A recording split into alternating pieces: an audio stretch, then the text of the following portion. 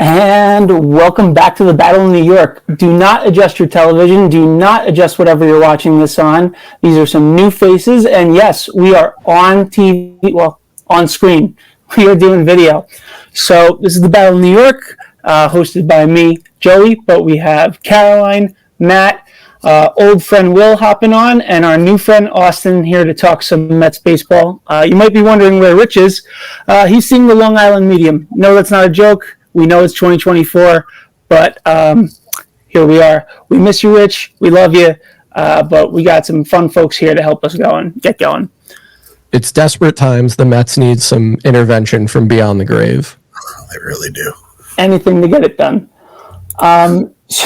So just to lead off, shockingly this week, Angel Hernandez calls it quits. Infamous, famous, well, I guess if you know the name of the umpire, they're not very good. But he had a pretty interesting legacy. He umped eight LCSs, 3 All-Star games, 2 World Series, and the 2023 WBC. Guys, talk to me. Austin, lead us off. What do you think about Angel Hernandez? I mean, he's got quite the history. Like, you just went through some of it. I remember he tried to sue MLB not too long ago. It was like 5 or 6 years ago, for saying that he wasn't in enough like postseason series, and he claimed because I think he's Cuban, which is really unusual given that you just told us how many series he's been in. I mean, he's kind of been like a jackass his entire career. It's really, I guess it's pretty odd that he retired in season.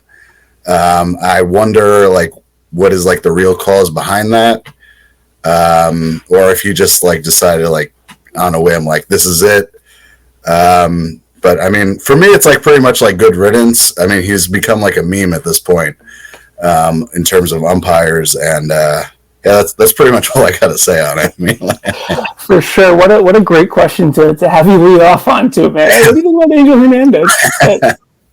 Yeah, let's kick it over to Car. Car, what do you think about Angel Hernandez?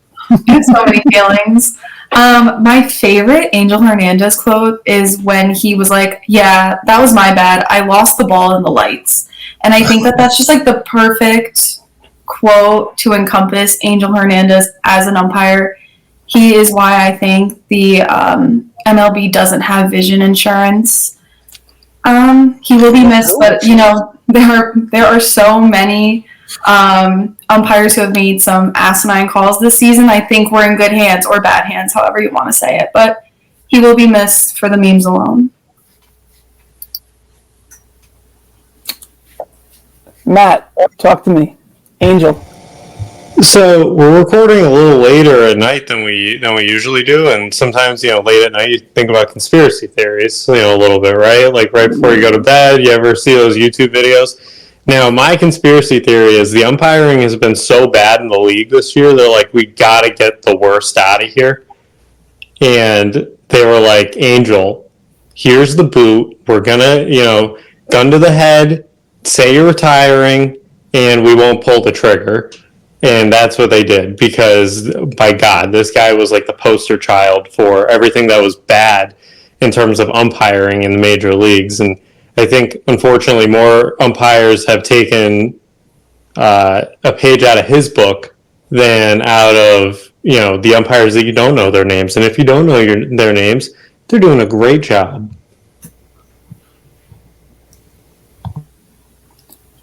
Definitely a thankless position. Will, Angel, what do we think? I mean, he was so bad. I went to a spring training game this year, and there was an audible groan from the crowd when they found out he was just on the crew. Like, he wasn't starting the game behind home plate. I know a lot of the crews rotate during spring training, so everyone, you know, gets a shot everywhere. But as you guys have said, people shouldn't know you. If you're an umpire, if you're doing your job well, you are anonymous. Think of the names we know and what they're associated with. Think of Angel Hernandez. Think of Jim Joyce. Why do we know Jim Joyce? We know guys who make the wrong call either a lot or in important spots. And that's what Angel Hernandez did. And it's better for the state of umpiring in Major League Baseball that he not be around anymore. I just want to say I know of oh my gosh, what's his name? Country Joe West, because he sang at the Grand Ole Opry. So Because of his music career, exactly. His illustrious music career, and taking a selfie with Nelson Cruz at the All-Star game. So yeah, I'm gonna just jump on the hate train here. This guy sucked. There's no other way to put it. You can't be that bad at your job for that long and get away with it. That's the only sport where you can get away with that. You can't be a manager for that long unless you're Aaron Boone, according to some people. Not us. Watch yourself. I saw that look. No, he straight up sucked. He was a meme. We mentioned Jim Joyce. We mentioned C.B. Buckner. Hunter Wendelstadt, Yankee fans might be familiar with for tossing Aaron Judge. He's my enemy. We hate him. But Hunter, if you're listening, we're not sorry, dude. Get it together. Oh god, but yeah, no, sorry. So he sucks. So we're kicking off the show very positively. We're going to line this right over to a conversation we had in our group chat. Our friend Whipple, who's not here right now, talked about what he would do if he was the next commissioner.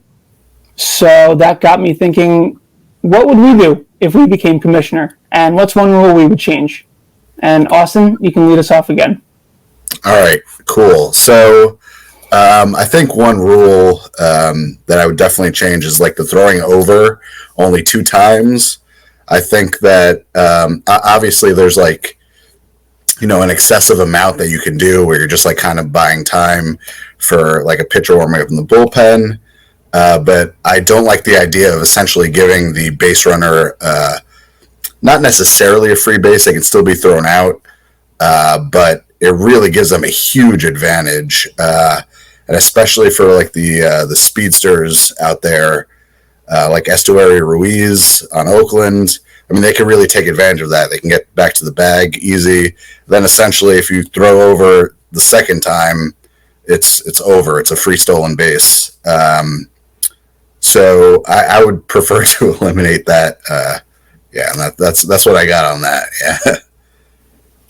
No, that's honestly that's a great point. It's not always. It can be kind of annoying for sure. Kara, what's up? So, originally I was thinking about the Ghost Runner because I think everybody unanimously hates that rule. But then I thought about a mindset, and I was kind of going with our umpire conversation. I think there needs to be rules about umpires. I mean, on this podcast before, we've talked about how their union really impacts the lack of accountability. And how can we utilize, if I was commissioner, I'd be like, well, how can I utilize ensuring I have the best product out there? There should never be a successful Twitter account saying the ump show and, talking about that stuff. Ump scorecard. When the Mets are good, which is not often anymore, I love checking out that algorithm. But we love checking out that algorithm because we want to be validated in hating umpires because they're never held accountable. So I really think that it's going into that position and that mindset of how do we hold people accountable for not performing and not doing their job correctly. And I literally wrote in our notes, I don't know, if I was commissioner, I would just bully the F out of the umpires. I don't care about their union. So I would really go in with an iron fist. On the topic of ump scorecards, I've had that up the whole time we've been having this discussion. I just want to shout out Will Little, who has the best accuracy all year behind the plate. Does he only have 1 game behind the plate all year? Yes, but it was really good. If you want to go more than 1 game, shout out my dog, Jeremy Riggs, who has averaged like 5 incorrect calls a game, which is very good. So shout out to scorecards for holding umpires accountable in a way that, as Caroline pointed out, their union doesn't. And shout out to, as I said, my dogs, Will Little and Jeremy Riggs, for their performance thus far this year. No, I love that. Actually, Will, you want to give me your rule now, and then we'll kick it to Matt? Yeah, I mean, Caroline left Ghost Runner out there, so I absolutely had to take it. you don't change the rules of the game at the time that you're trying to guarantee the game gets decided. I understand that, sports have shootouts or ties or sudden death, but it really doesn't make sense to me. The rule about the Ghost Runner only exists to avoid things that were very uncommon in the first place, which are super, super long games. And the median extra inning game, at least in the first couple of years of the Ghost Runner, wasn't all that much shorter than it was prior. I think we could pay the cost of having an 18-inning game every so often to get the benefit of baseball being played by the same rules for every inning of every game instead. So I'd absolutely get rid of the Ghost Runner. No, I love that. For sure. No, nobody likes the Ghost Runner. I don't even want to know what the Yankees record is with the Ghost Runner, and I certainly don't want to know what the Mets record is with the Ghost Runner. Not a dig on our Queens pals, but it sucks. The sound said it better, but I was about to say you can dig at them; they deserve it. Yeah, I don't think I've ever seen where it's like the Mets have to get this run in, right? And it just does not happen. Like for games on end now. And not only that, you're letting the other team score how many? And it's starting with the Ghost Runner, and then it just keeps going. It's not like it's a one-run game. They get blown out in the 10th inning. They're like, oh, we have to play more? Never mind, I don't want to. and that's painful to watch. We definitely had first-hand experience with that. On your birthday, no less, but we'll get to that later. Matt, I read your note, and I'm actually really interested to hear it. So talk to me. What rule are we changing? So, during the MLB offseason, I'm a baseball junkie, right? Like, nothing really scratches my itch in terms of watching sports like baseball does. So I'm always listening to podcasts. I'm always keeping updated on where people are going. And this past offseason, frankly, it sucked. It was pretty boring. The Yankees made some good moves, but everything was so spread out. So I think if I was commissioner, I'd make a 2-week free agency period. And players have to sign within that 2-week period, or they have to pay a tax like the teams do to, whoever it might be out of their salary that they would be making. And I think that'd be super beneficial because, look, you can say that there's a 2-week period, but, what's the enforcement going to be? I mean, if Juan Soto hasn't signed in 2 weeks, you really think that, there's going to be something crazy that happens? So, maybe that fee gets paid to the teams, and that's something that players really would not want to do. So, you got to have it be exciting. You need eyes drawn to the sport in the off season, and what better than to have all the traffic in a couple weeks span? On top of that, do you guys remember how exciting that lockout period was when they were just like rapid fire sales before the shutdown? That was so exciting. I was refreshing Twitter all the time. I would love that feeling all the time. Exactly. If it was planned out, then you're never gonna, it's something to look forward to. Like people used to look forward to the winter meetings, and now nothing happens there really. And other than Arson Judge, but Garrett Cole, yeah, but I'm saying more recently, like past couple of years, right? I gotta say, Matt, I really, really disagree with this. I think we know that if there's one thing ownership loves, it's suppressing player salaries and instituting a rule that says the only way you can make money is if you sign in this period, and you're going to get screwed if you don't, is a really good way to get owners to force players to agree to contracts that are unfair. So I agree that there would be action, but I think it would really set players back in the labor versus management thing that we got going here. This is a labor pod now. But in that same note, the NFL and NBA do very similar things, and it works for them very well. Well, the NBA is a salary floor and a salary cap. Yes, that's the NFL big difference. is a salary cap. If baseball wanted to institute a salary floor and a free agent period, then you could convince me. But you're never going to get the owners on a salary floor. No, and this is kind of I read it as an FU Scott Boras rule, because if this last offseason has proven anything, it's that man will wait till the absolute last minute to get the maximum amount of money. Scott Boras, friend of the show, I'm going to lean into the microphone so you hear me loud and clear, pal. If Juan Soto is not signed by April next year, we're going to have a really big problem, and I will write Rob Manfred, pardon me.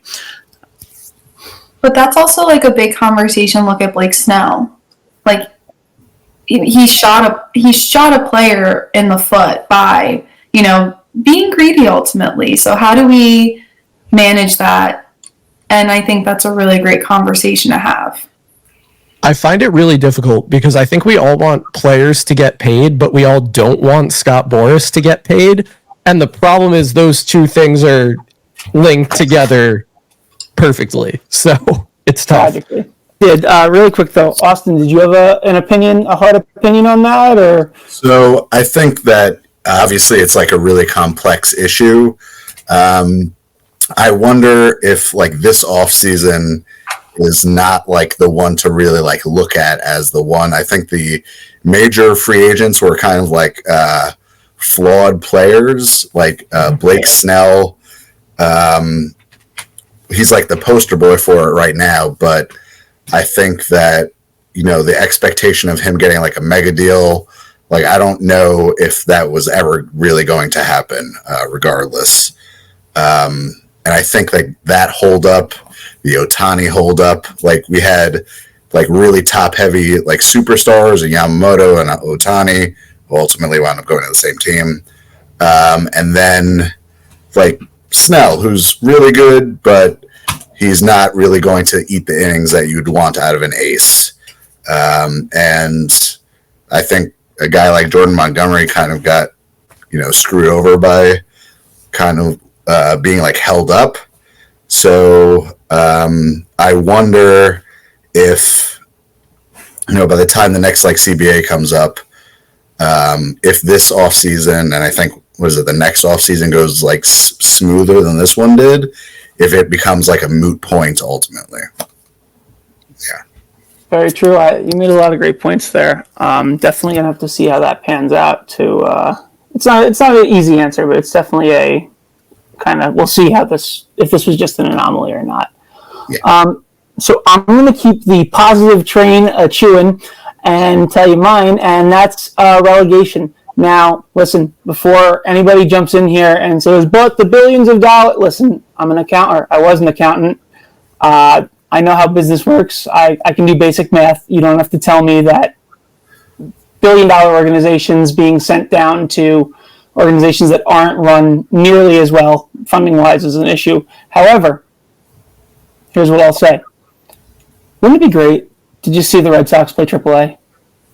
Wouldn't it be cool if the Braves just pooped their pants and, they went from playing the Mets to playing the Portland Sea Dogs?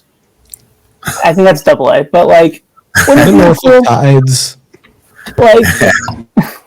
Wouldn't that be sick?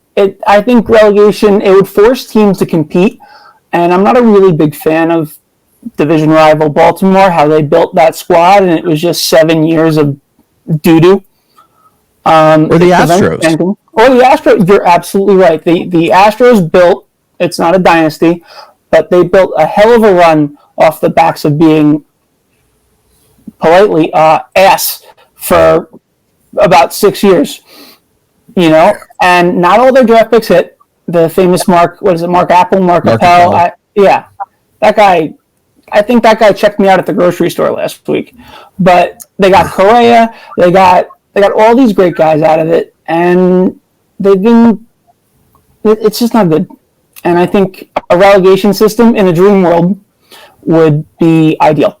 What do you guys think? How would we feel about watching the Washington Nationals play? God, I don't know. Give me a AAA team. See, the Norfolk Tides, or if David Fletcher was pitching, throwing his knuckleball.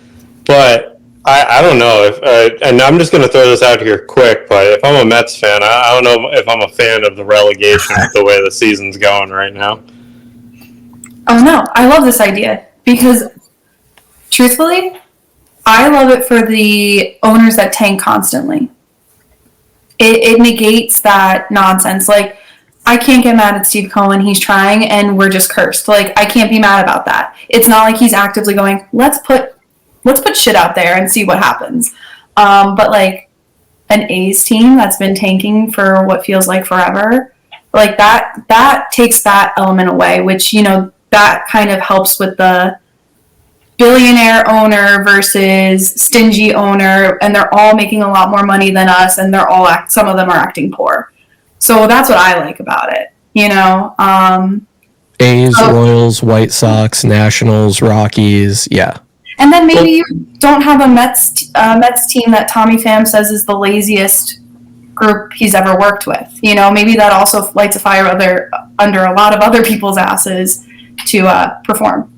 Yeah. Well, to be fair, the A's are already playing in a AAA stadium next year, so they'd fit the bill really well.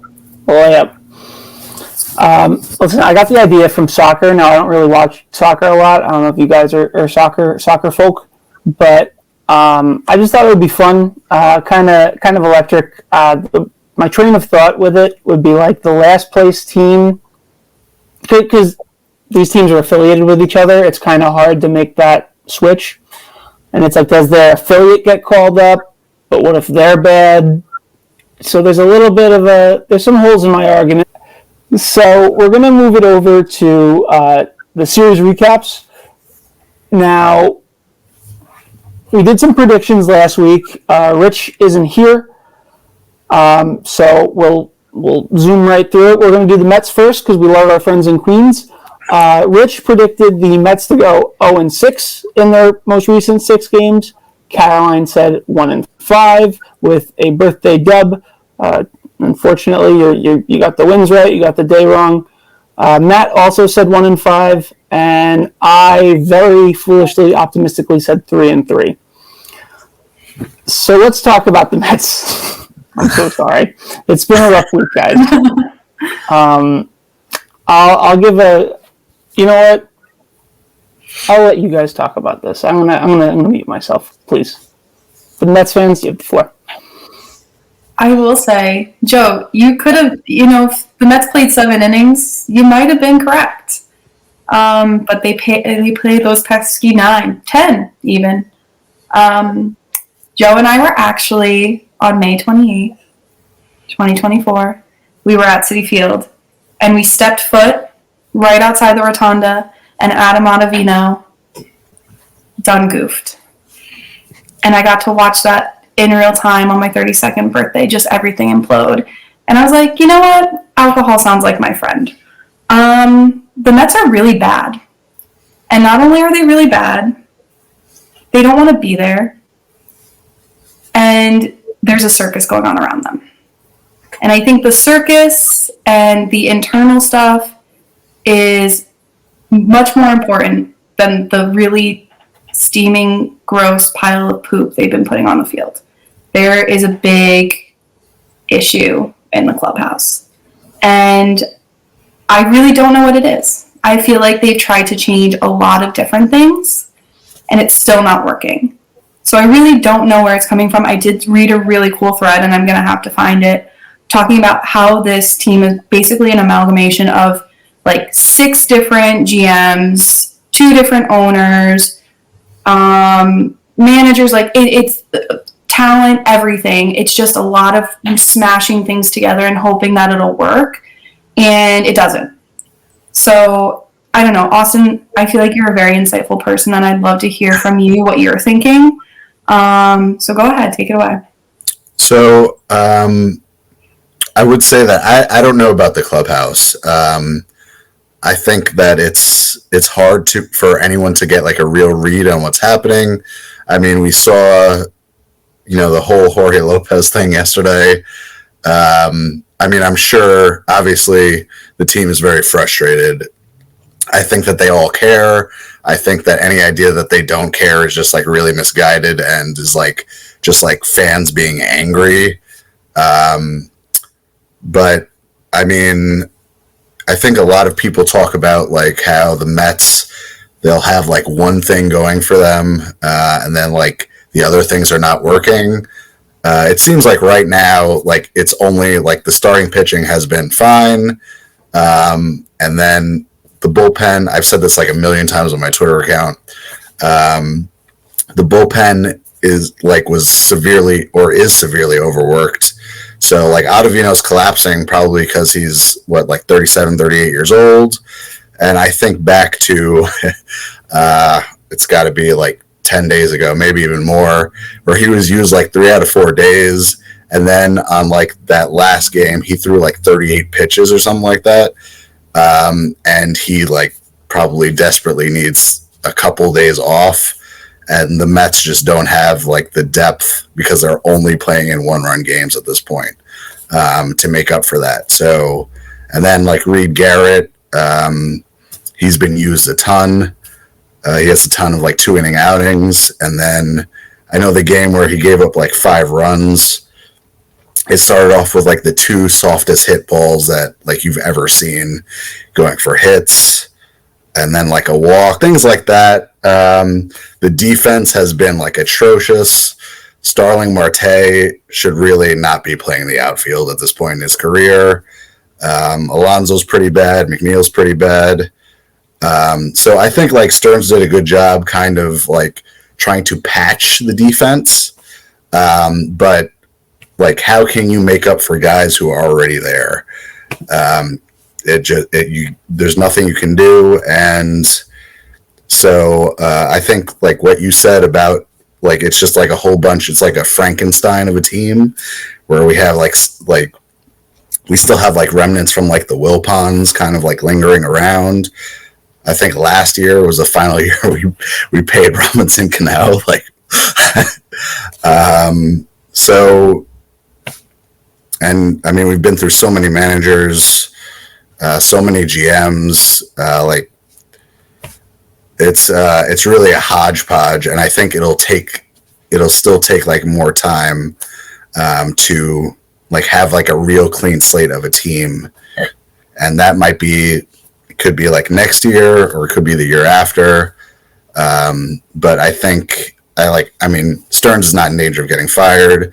I don't think Mendoza is either. So hopefully some consistency over time will allow the Mets to do anything positive. So. I was going to say, I do appreciate Mendoza as a first-time manager and what he's been doing. And he's young. I think that he is trying to establish a culture. I don't think that he's someone who's like listening to all these different talking heads and making his decision.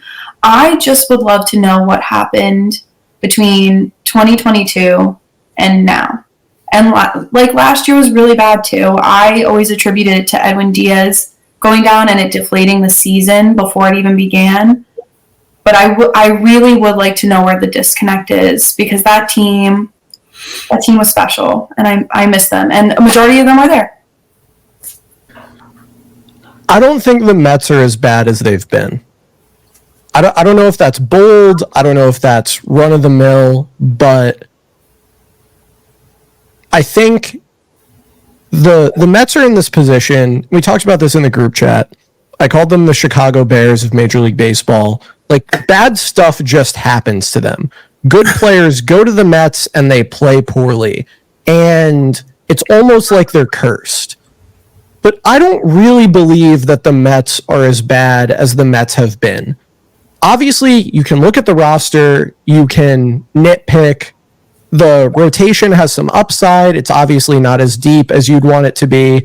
The bullpen has collapsed in some very important spots, but on the whole has probably been one of the better ones in Major League Baseball. Like, Fangraphs would say they've been top 10 by WAR. They're good at striking guys out. They're in the top half by ERA. Like, I think there's stuff to like on that roster. And if you don't believe, and I certainly don't believe, that like Francisco Lindor will never be good again. Like, I'm pretty confident that there's still a good player there. Maybe bold for me to say of a 30-year-old shortstop who's only ever been really good, but like, it feels like there's a lot of stuff going wrong for the Mets that we can't explain, but we can easily see the light at the end of the tunnel.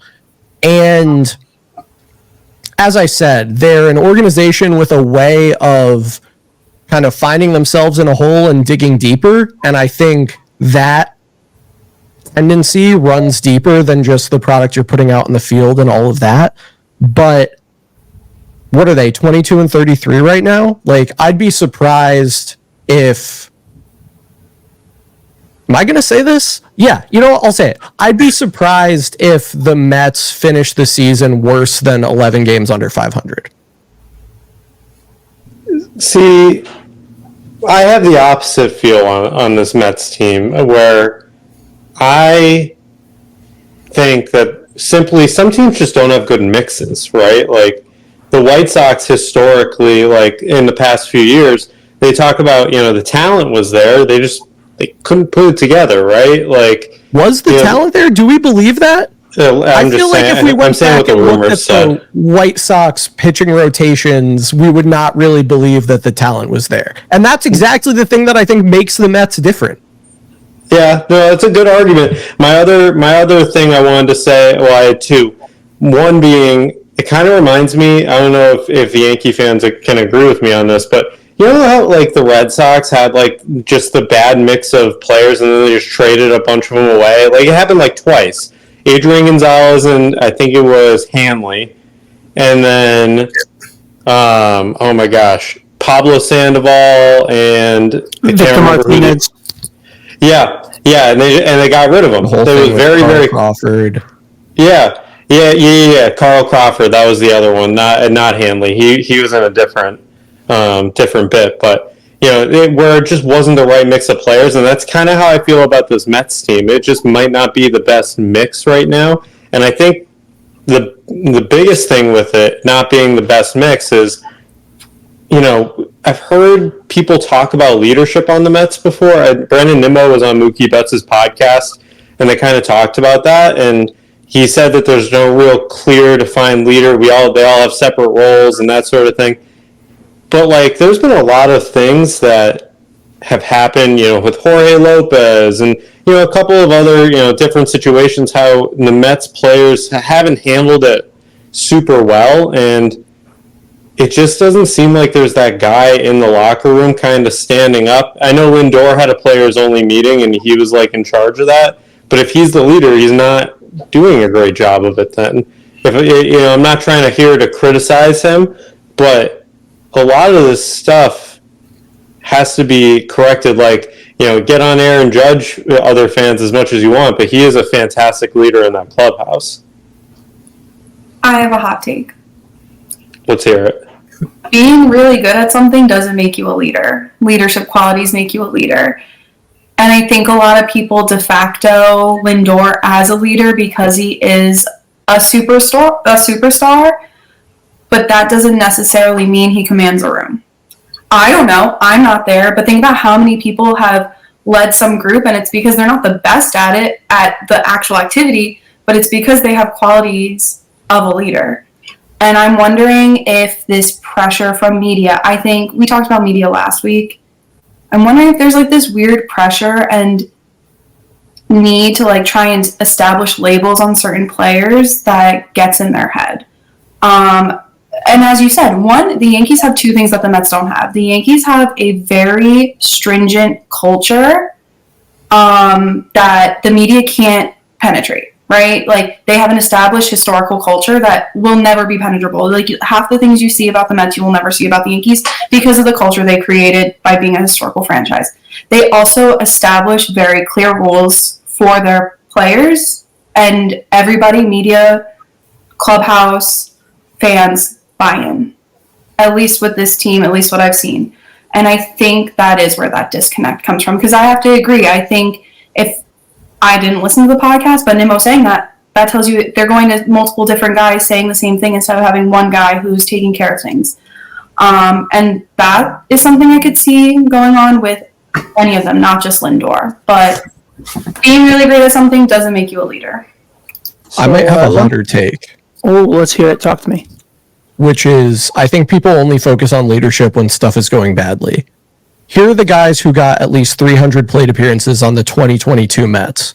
Pete Alonso, Jeff McNeil, Starling Marte, Brandon Nimmo, Mark Canha, Francisco Lindor, Luis Guillorme, Eduardo Escobar, Tomas Nido. Like, where's the leader? Like, we're talking about broadly the same guys. We're talking about broadly the same good players. I think sometimes things go well and sometimes things go poorly. And frankly, if you want to tell me that Eduardo Escobar or Luis Guillorme or Mark Canha was the reason that your team was good and you can't succeed without him, then your problems run much deeper than leadership. I think we saw this last year with the Yankees. I think people focus on a bunch of like fluffy stuff that you can't quantify, that's really squishy, that maybe it matters, maybe it doesn't. And if it does matter, we couldn't possibly tell you how much when things are going badly. When the Mets are winning 100 games, no one's asking, hey, who's the leader in this clubhouse? You just assume it's working. And I think maybe we should realize that sometimes in baseball, stuff goes really well, like it did for the Mets and the Yankees in 2022. And sometimes it goes really poorly. Like the Mets are having the opposite of the 2021 Giants season. Did the 2021 Giants, were they great because they had great leadership? No, just everyone happened to play well at the same time. And I think sometimes the opposite happens. And I'd be surprised if that doesn't explain most of what's going on with the Mets. Luis Guillorme is absolutely who's missing from this 2020. I knew I was walking into that. So actually, I actually do agree with that. I think there's some there's a lot of buzzwords that fans like to use. Like accountability is a great accountability. One. Yeah. Like, what does that mean? I mentioned it earlier. Like people had this very weird whiplash reaction with Jorge Lopez. At first, he was like the worst person in the world, and then they're like taking it back. They're like, oh, he shouldn't have been DFA'd. And I was like, but that's literally accountability from the Mets. Like they were unhappy with what he said, with what he did, and he showed no remorse, so they released him. I can't really see a scenario in which like Jorge Lopez still being on the team would have been a positive. But to go back to leadership, like you said, we're not in the clubhouse, so it's really hard to say like, oh, like this guy is the leader. If we're talking about leadership qualities that we can see, I would say a person to look at would be like Francisco Alvarez. I don't really like buy into the fact that the Mets are bad because he's not he's not catching. Like, I mean, that doesn't really make a whole lot of sense to me. But I think that it's another arbitrary word that everyone likes to use, like energy. He has a lot of that. He kind of like commands the field just by nature of his position. He does like a lot of little things, like he sprinting out to the mound when the timer is about to run out. I think is very entertaining for me. So, I mean, I think he could be a potential leader if he isn't already, but I think that like you said, the leadership is fairly arbitrary. Like if it really was Mark Canha holding the team together, like major issues with the team then, like you said. Yeah. For sure. I think vibes was the word you were looking for, Austin. Was it vibes? There you go. Yeah. Okay. Yeah, sure. As a big vibes guy myself, I'm gonna go ahead and do the exact opposite of what you just said. I think the Mets. I agree with Roy. I don't think the Mets are nearly as bad as their record suggests. It's been really, really, really tough to watch. But I think they're a piece or two away from being an average team. And you might be thinking, Joe, what are these magical pieces you're talking about? And I do think Francisco Alvarez is the difference. You have Tomas Nido behind the plate, which is great for defense. But his first hit at Citi Field was on Sunday, and that was a walk-off. Oh, you mean Narvaez, right? Was it Narvaez? Yeah, it was Narvaez. Oh, shoot, you're right. I'm so sorry. I watch, but I don't watch, but I watch. Anyway, thank you for that. I mean, Alvarez has been his framing alone, stealing strikes from for pitchers. Like, I think that was a really big deal for a lot of our pitchers. And look at what's happening now with our bullpen. I'm sure I'm not a numbers person. I don't like numbers. I have to teach them, but I don't like looking at them. I'm sure that there's some sort of connection between that. You know, bullpen going down, not getting the calls that they were getting with Alvarez. I'm sure there's some way to look at that. But I think that's a really big deal for this team. I think another big deal is they're missing Kodai Senga. And listen, I know he doesn't hit, but that's just another guy that keeps you in games. Christian Scott has been pretty good, but you know, he's not Kodai Senga. We saw Kodai Senga last year. We know what this guy can do. We know he's really good. I found a discouraging stat today. Oh, let's hear it. Talk from to me. Mets fans. The Yankees and Dodgers are tied at the top of the league in WRC plus, which is of course a stat that measures kind of just how good your offense is. The Yankees and Dodgers are both at 122. 100 is league average. The Mets have exactly one player whose WRC plus is at least 122. So if it's Brandon Nimmo, if you took Brandon Nimmo and put him in the Yankees lineup, he would be exactly average. And he is the best hitter on the Mets this year. That, I think, is a bigger problem than lacking leadership. Yeah, it really is. I mean, like, there's nothing you can do when Lindor's not hitting well, when Alonso's not hitting well. It doesn't matter at that point what the other piece are. I mean, it's the same. If Lindor and McNeil are below average offensive players, then just the way you built the team isn't going to work out. And obviously you wouldn't have expected things to go that way, but that's the reality of the situation you're in. If Aaron Judge and Juan Soto were bad this year, the Yankees wouldn't be good. Like, that's the same thing. You're absolutely right. And last thing for me about the Mets, most of these guys aren't Stearns' guys. Hell, they're not even Mendoza's guys. We love Luis Guillorme because Caroline loves Luis Guillorme, but Luis Guillorme was a Buck Showalter guy. And David Stearns had an opportunity to can a guy that wasn't his, and he did it, and he did that with a few of these guys. It's going to be really interesting to see how he operates. I love the kind of ruthlessness of it all. Tonkin had one bad game for the Mets? Help me out, guys. 2? 1, 2? I think he had back-to-back games where he pitched in the 10th inning and got absolutely socked, and then that was the end for him. Yeah. No, that was it. The 10th inning is a great fit for Michael Tonkin. Fuck that guy, honestly. I'm still waiting to see him at Walmart. That guy fucking sucks. Yeah, Michael Tonkin allowed his first earned runs as a Yankee like the other day. Let's be a little charitable here. No, what about the 10th still hate him. Milwaukee? Not earned. But weren't his? Oh, the fucking ghost. I did chirp him at Yankee Stadium. You did. He didn't need that. Every time I go to a Yankee game, he pitches. I swear. I've been to 4 games this year, and I've seen Michael Tonkin 4 times. That's your guy. Just Michael Tonkin has a 1.5 ERA as a Yankee. I saw that Olive tweet too. I saw that Olive tweet too, and you know what? There's a reason he doesn't get a whole lot of reps for the Yankees, and that's because he's not good. We'll talk about that later. No, just one more thing, super quick. I'm so sorry. I know, of course, the one episode Rich isn't here. We're all in on the Metsies. I don't think the Jorge Lopez thing was that big of a deal. The guy got mad, chucked his glove into the stands, and I think his quote was taken out of context. I feel like a lot of people are just looking for any excuse possible to kind of jump on the Mets. And truthfully, there's not a worse. Matt?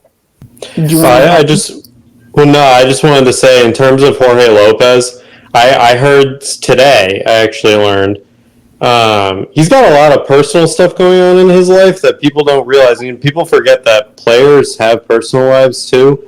Last year, he went on the injured list for mental health issues, and his son is currently on a transplant list. He's got a lot going on in his life. The other thing that I think the Lopez situation puts into perspective is he later clarified, he said, he thinks he's probably the worst teammate. He didn't say, I think I'm probably on the worst team. If you want to know why guys who are pretty comfortable speaking English to their friends and teammates use translators when talking to the media, like case in point, here it is. I think this is also a conversation not necessarily about, you know, what a player says or doesn't say to the media, but like instant media consumption. If this was maybe, I don't know, 30 years ago, they would have asked for their clarification before they posted on Twitter saying he was on the worst team. You know, it would have been clarified completely. And there wouldn't have been this opportunity where he's posting on his Instagram story. So I think it's really a conversation of how are we representing players in the media and what is the purpose of that. Because he did just have a statement in both Spanish and English that he posted right before the game. And I think if that got to be the original statement, all like 24-hour news circuit of this poor guy being reamed wouldn't have happened. And I just feel bad for him. But at the end of the day, he's DFA'd. And I think we need to let him, you know, come to terms with that and focus on what's important. And I just think it's not fair for him, you know, especially with what you brought up, Matt.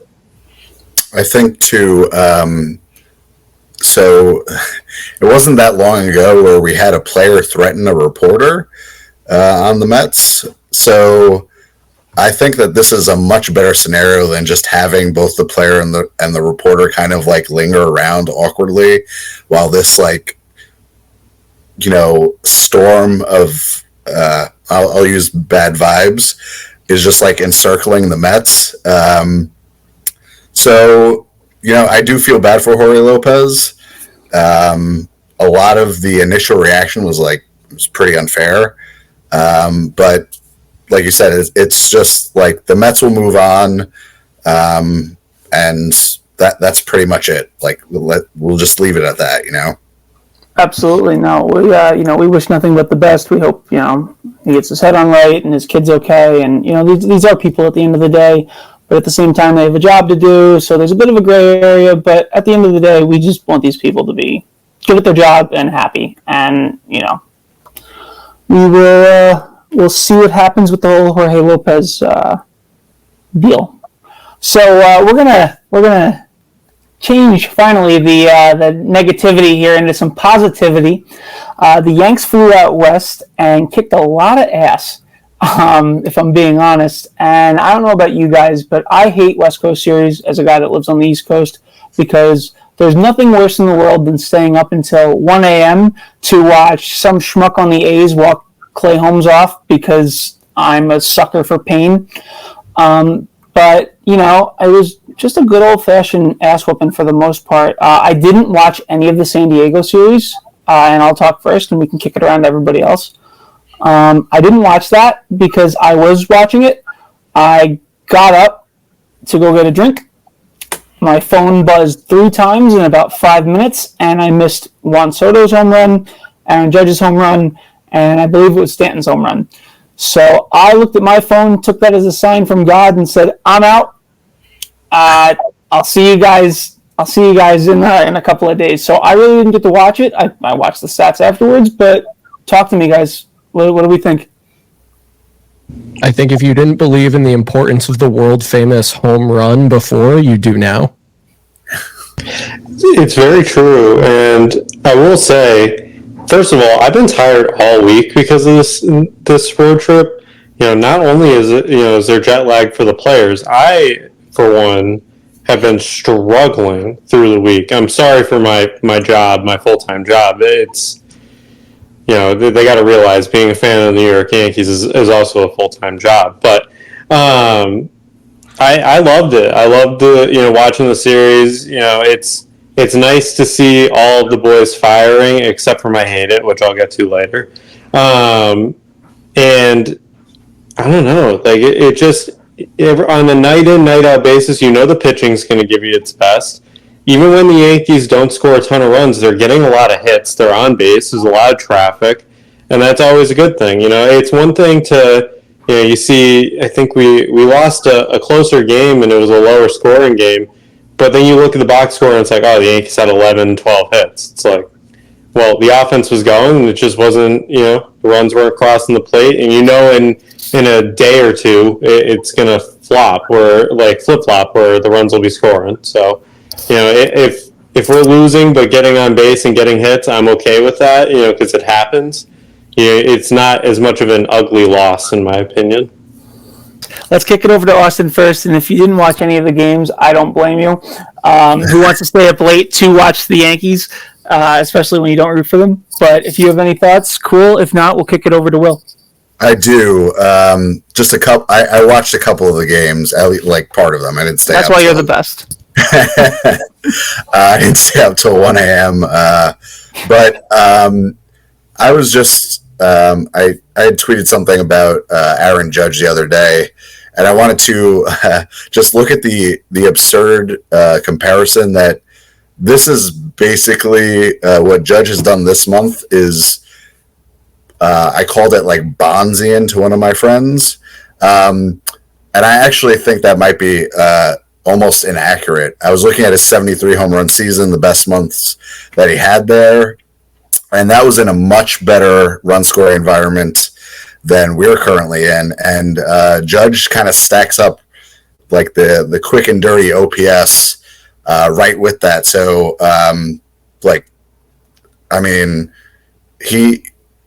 obviously, if he kept this up, it would be like one of the greatest seasons of all time, if not like the best offensive season of all time. And that's unlikely, but that is just incredible. That's like must-see TV for me right now. So that's all I got to say about that. No, yeah. I love that. I saw your tweet, and that was electric. What was it? His oh god, it was something about his winning percentage is over 1,000. Yeah. The back of my head exploded when I read that because I try to pay attention, but I was like, "Oh my god, he's right!" Like you're spot on. Will, talk to me, Bobby. Let's see. Is there going to be another hot take that I'm going to have to clip here and post somewhere? I don't think there's anything to hot take about. Like, I think we're all very clear on why the Yankees have been as good as they've been recently. They're on the longest streak of, starts of at least 5 innings pitched with 2 or fewer runs allowed since the 1890s. Aaron Judge is having, one of the 3 best months of his career with, September 22 and September 17. Like, they're hitting home runs, they're not allowing runs, and they're winning games. It's a very simple formula. This is what I preach on Twitter all the time. Just out-homer your opponents and you're going to win games, and that's what they've been doing. And I think my favorite part of the last month, and it was apparent for much of the last week as well, is anyone who insisted that, no, guys, like something's really wrong with Aaron Judge. Like this is not the same guy anymore. Those people look ridiculous, and they deserve to. Rightfully so. To the guy that said he should be playing in Scranton. Yeah.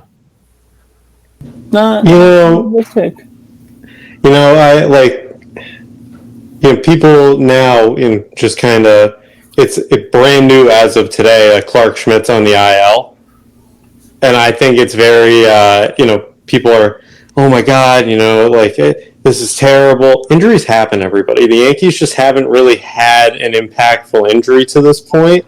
Garrett Cole has not pitched an inning this year. Well, but I'm talking about Tuesday.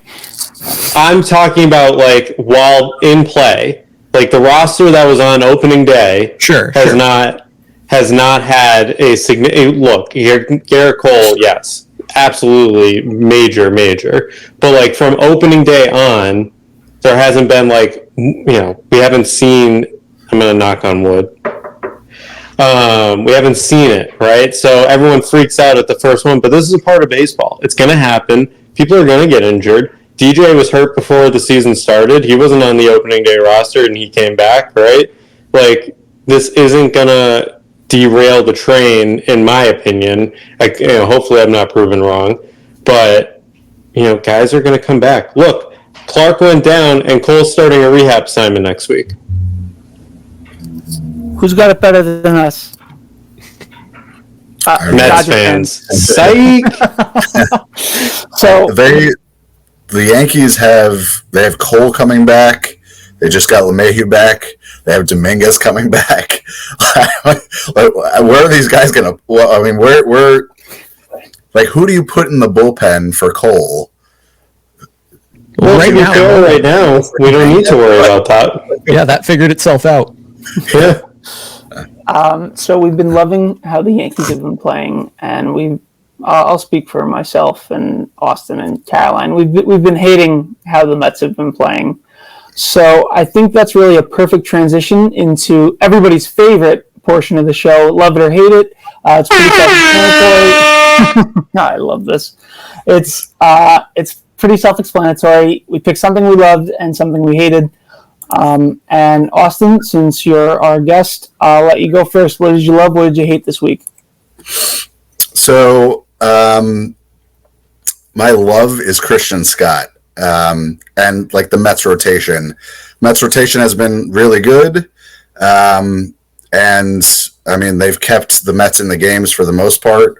Like even a guy not in the rotation right now, Adrian Hauser, he pitched like 4 innings the other day. He's pitching now and not giving up runs, which is nice considering, I mean, he felt like a DFA guy not too long ago. He may still be that, but and I love watching Christian Scott pitch. Throws a ton of strikes. Even when he like gets beat, he gives up like a homer or something. He doesn't really like truly feel super beat up. So they hate it. This is the Mets offense. Like it's just a disaster. The bullpen can't catch a break because the Mets aren't scoring enough runs. It's all 1-run games. And like this game is a 1-run game, and it's just incredibly stressful to watch every single time out. There's no reason why Adrian Hauser should be pitching in a 1-run game out of the bullpen, and yet he is because the rest of the Mets bullpen is exhausted. So that's my spiel on that. No, I mean you're right. Yeah, honestly, dude, you're on the money. God, all right. Well, we'll kick it over. So mine's pretty nuanced.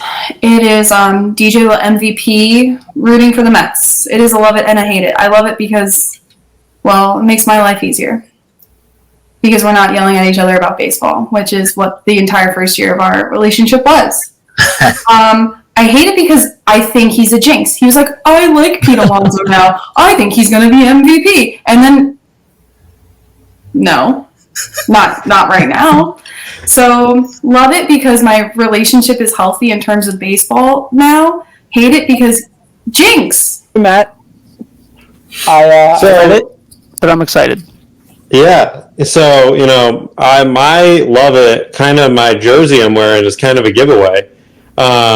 Major League Baseball now validated that the Negro League stats are going to be synonymous with Major League Baseball stats, which means Josh Gibson, Satchel Paige, Cool Papa Bell, Oscar Charleston, Buck O'Neil, all these amazing players that had a great, illustrious career in the Negro Leagues, but were not able to play in Major League Baseball.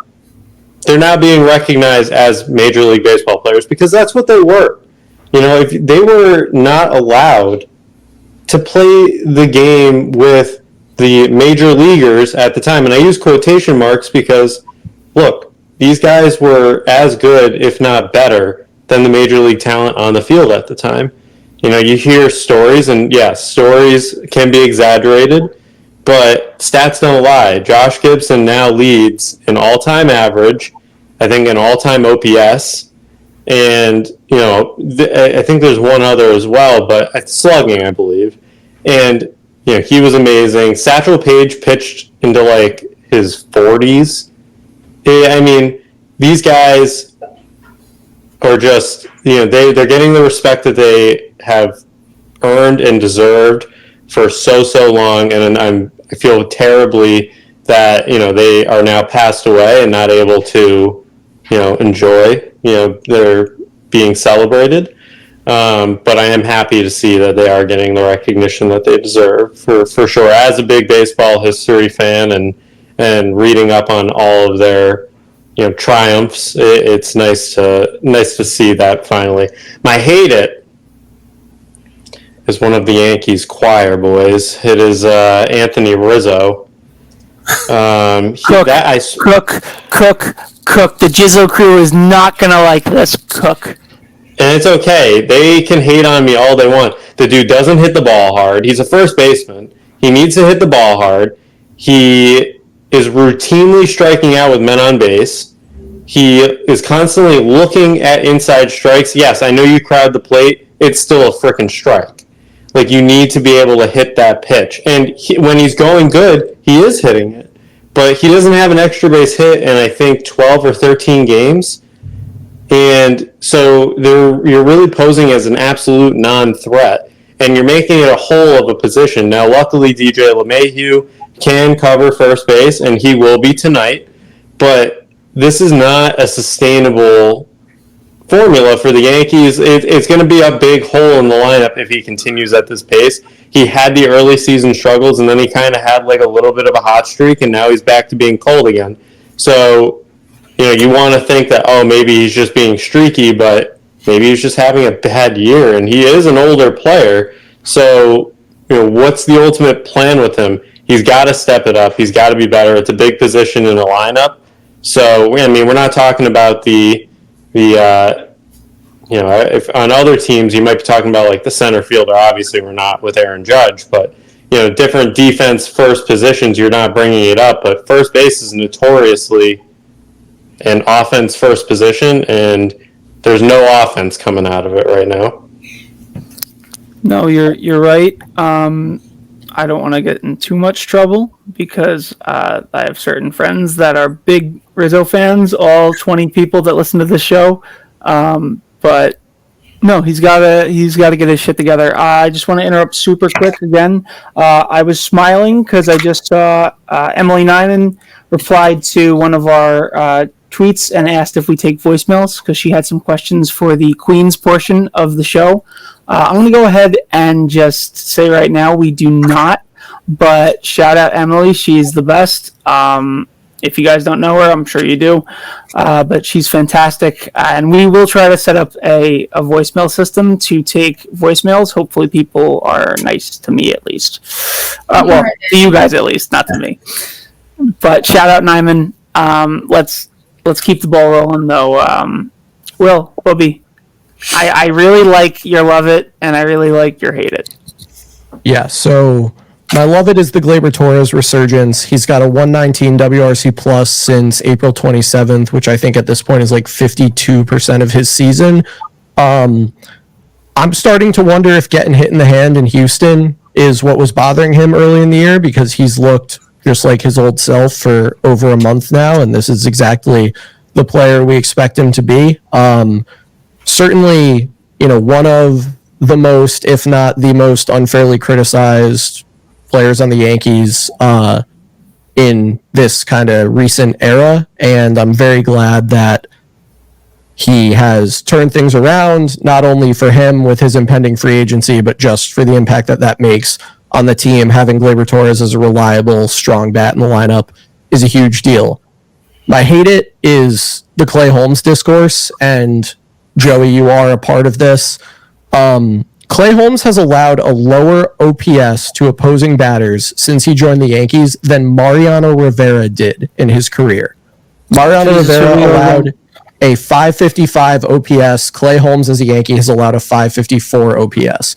Clay Holmes, the only time he ever blows a game is when BABIP goes extremely wrong and the defense makes errors behind him. He is a phenomenal pitcher. He gets outs in very similar ways and at very similar rates to Mariano Rivera. And if you think that Clay Holmes is going to give you a heart attack every time he comes in the game, and that you could, get up and go to the bathroom and when Mo came into the game because it was automatically over, then you just are wrong about how good both of those players were and are. You had it drilled into you that Mariano Rivera was infallible, and you internalized it, and it made you forget any of his failures. And you had it drilled into you that Clay Holmes always puts guys on base, and then he throws a wild pitch, and then he blows the game because this and that. It's just not true. People are out of touch with reality. when it comes to Clay Holmes. The difference in on-base percentage allowed between Clay Holmes and Mariano Rivera is less than one guy every 10 appearances. So if you think that's cardiac Clay, then you should have been talking about cardiac Mo. Okay, we would have that if it wasn't in charge of the noise. Holy shit! Ain't that something? Shots fired. He still see LMAO Holmes to me, but boy, do you make Just makes you wrong. Boy, you know what? Is your mic on fire right now? Yeah, I gotta cool off. Yeah, make sure you get this. Like, whew, man. The disc track drops in the middle of July. You're free then, right, Will? Yeah, exactly. I don't have anything going on. No. It's kind of like the Drake and Kendrick beef, you know. It's Will versus the Clay haters. We will.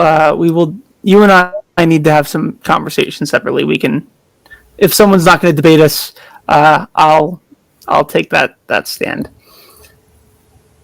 I think you just need to let Will's mic run. I don't think he needs to debate. There's a lot of Clay haters up there already that he's debating himself. No, he's on a heater. Oh, my initial love it was DJ LeMahieu is back. I don't want to hear anything about him being injury prone. I am not tolerating slander, and I'm looking. At least I think I'm looking directly into the camera when I say that. No, we don't play. He's back. And even if he's average, I'm going to need some apologies because I've read a lot of stuff about him. But a more healthy love it would be Luis Gil. And in his last 7 starts, he's 6-0, has a 1.65 ERA, 50 Ks, and a whip of 0.8. Ludicrous. We lose Garrett Cole. I think I tweeted it today, he has better numbers in his first 11 starts than Garrett Cole did the year he won the Cy Young. This guy's on fire. But speaking of which, my hate it is the right field wall at Angel Stadium. Now, I don't know. We're all familiar with baseball here, right? Kind of. I like cricket, but it's the same thing. In what world is a home run off the wall? I'm old enough to remember that a home run has to be in the seats. What is this? We complain about the left field wall in Baltimore. People love to get on the Yankees for the short porch, and I think the wall at Fenway is the Green Monster is a joke.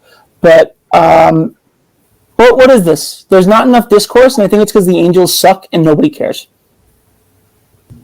well, it's kind of like if they put a yellow line on the Green Monster, like halfway up, and they were like, "Up, you hit it above the line on the Monster.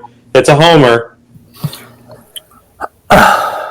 It's weird. It doesn't make sense.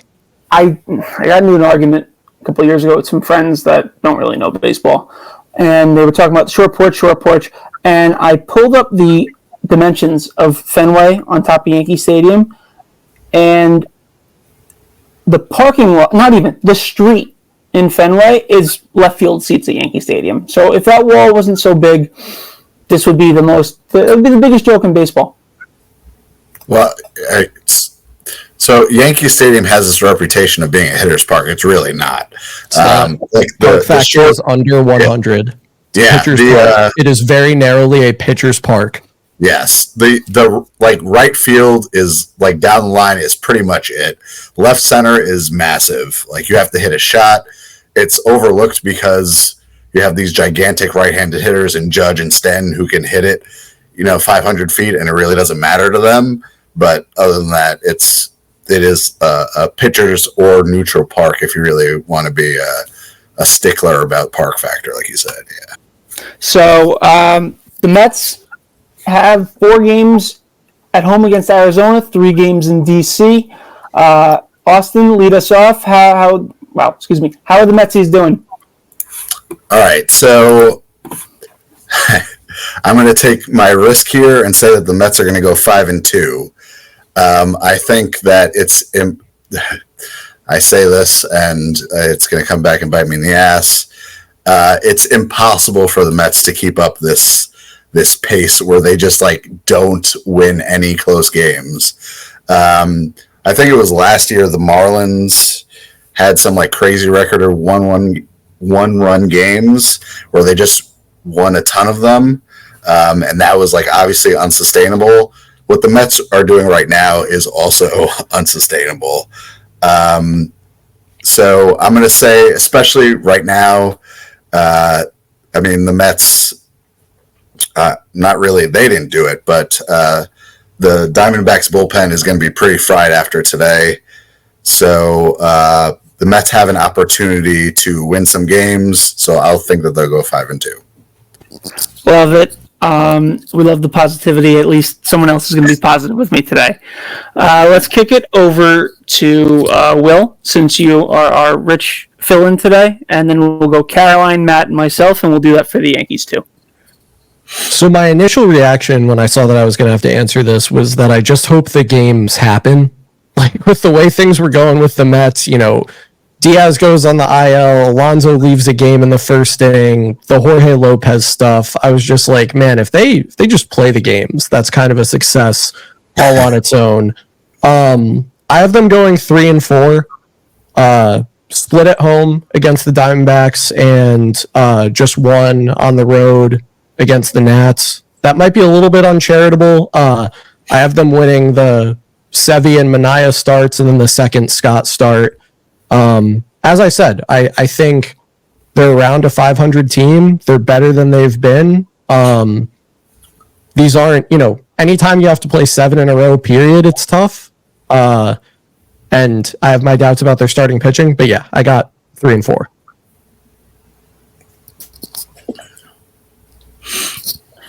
I have split with Arizona, get swept by the Nationals. Because LOL Mets. Respectful. See, what happens when you go down in a game by a lot? You know, what do coaches always tell you? Let's get ready for tomorrow. Well, that, and they also say that, you know, just get one, chip away at it, right? Chip little by little. So last week I said they would go 1-5. I say they go 2-4 this week. It'll be impressive if they can manage to go 2-4 in a 7-game span. You're right. One game's going to get rained out. Okay. Yeah, that's it. Good save.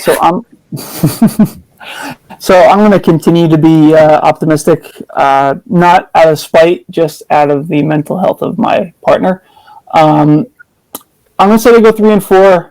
I think they split with Arizona and steal one from the Nats. I love CJ Abrams, but we'll talk about that next week. So we're going to kick it over to the Yankees. We got 3 games still on the West Coast, 3 games in San Francisco, 3 games in Minnesota. Austin, what are we thinking? I have 5-1. The teams aren't very good. That, you know, the Yankees are playing. The Yankees are playing really well. I just don't really. I mean, I put one loss on there just because I feel like it'll average out. Like, you know, some stupid thing will happen. The Yankees might lose a game, but I just don't. Like I said, those teams aren't very good. The Yankees are really good. They'll win the games. That's pretty much it. Well, what's up, Obi? How we doing? The Yankees have made a habit of winning series, so that's what they're going to continue to do. I got them taking 2 out of 3 against the Giants and 2 out of 3 against the Twins. I think especially after the Clark Schmidt injury, it's tough to predict sweeps. Like, you know, Jordan Hicks and Logan Webb are 2 pitchers who have been quite good. And the Yankees have to split those games and then beat the reigning Cy Young winner to win the series in San Francisco. And I know Snell has not been Cy Young caliber this year, but it's still what they got to do. And they have Cody Poteet going against Logan Webb. And then, you know, they come home, play the Twins. I understand the Twins have typically been the Yankees punching bag, but again, hard to sweep, greedy to predict it, 4-2. Yankees are going to keep winning. I said they are going to lose one to the Twins. I think sweep The Giants, I wasn't really impressed with what they were doing. The Mets set themselves up to fail, and they weren't very impressive. So I could see a sweep in your future.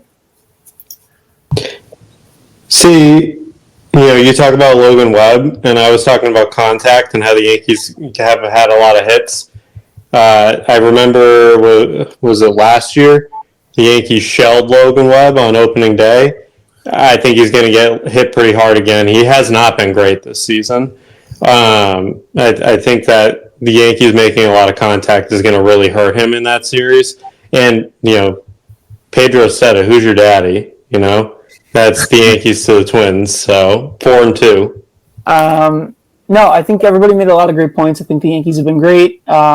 Shocker. But I'm going to say 5-1. I've been on a heater. God willing, as long as the Yankees win tonight, I will be on a 5-week prediction streak. So we own... I think San Francisco is going to be tough, but I think we eke it out, and we body Minnesota. So there's probably going to be one weird loss in there. It might be to Snell, or maybe Minnesota skunks us. But I'm going to say 5-1, and let's hope the streak keeps going. But that's going to wrap it up for what we have on schedule. Again, I want to thank Will for stepping in, and I want to thank Austin for taking time out to hop on and chat with us. Is there anything you want to plug, Austin, while you're here? I usually tweet Mets games from the Apple account. It's like at the Apple NYM about like the Mets and stuff. But it was a pleasure being on with you guys. If you guys ever want to talk ball, I'm always down. I love to be on again. This was a lot of fun. I could talk baseball all day, like every day. So lots of fun. Electric. You're the man. Thank you so much for being on. Will, you're an ace as always. Whenever we need you, you step up, you step in. Anything you want to add before we hop off? I know you got to go. It's always a pleasure. If people love or hate my takes, they can interact with them at Yankees Files on Twitter. And our podcast, just like this one, goes up on the Crosstown Sports YouTube, which is youtube.com/@crosstownsports. Yes. Car, Matt, anything you want to add? I just want to say that I hope Rich has like some now spirit haunting him after tonight, because I'll never get over the fact that I was just hated one week. All right. Well, again, I don't have anything to add, but thank you guys so much for listening. Be sure to follow us. Be sure to follow Austin. And until then, we'll see you guys next week, and let's go New York.